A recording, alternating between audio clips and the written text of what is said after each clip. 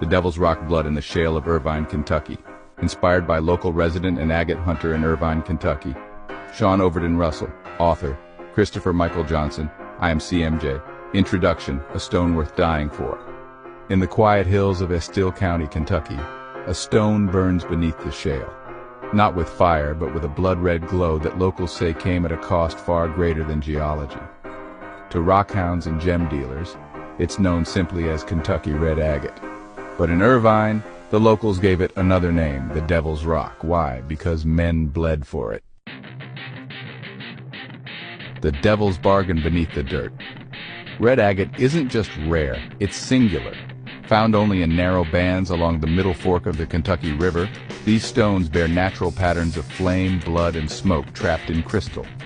The best specimens flash with iron-rich reds, translucent oranges, and charcoal veins, colors not often seen in American agate. But this beauty came with the cursed land rights, jealousy, and blood feuds. By the mid-20th century, whispers circulated of people getting shot, threatened, or disappearing altogether while hunting the Devil Rock without permission. You don't go digging there unless you're willing to meet the devil, one prospector once said. And out here, the devil carries a shotgun. The science beneath the superstition.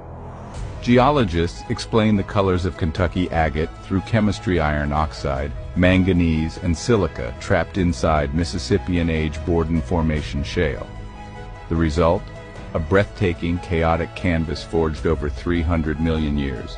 A natural masterpiece hidden inside ugly, brittle rock. But the contrast is symbolic. Beneath plain gray hills lies a secret so rare, collectors across the globe fight to own it.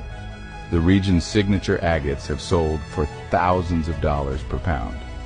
One specimen, nicknamed the Emperor's Flame, fetched over $30,000 in a private sale.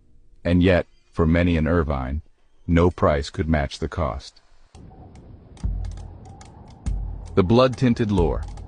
The Devil's Rock didn't earn its name from tourists. It came from locals who knew the hills not as scenic, but dangerous. Land was often unmarked, privately owned, or defended with unwritten rules. You didn't trespass, you didn't dig alone. And you damn sure didn't talk about what you found. In stories whispered over bourbon bottles and passed down like ghost tales, the red agate became a demonic prize. One tale tells of two brothers who fought over a fiery chunk pulled from a shale bank. Only one walked back. Another claims an out-of-towner was chased from a hollow by 3 armed men for pocketing a devil stripe. And perhaps most haunting of all, a miner who tunneled so deep into a hillside that it collapsed, sealing him with the stones he loved. When they finally dug him out, his hands still clutched the red agate. They buried him with it.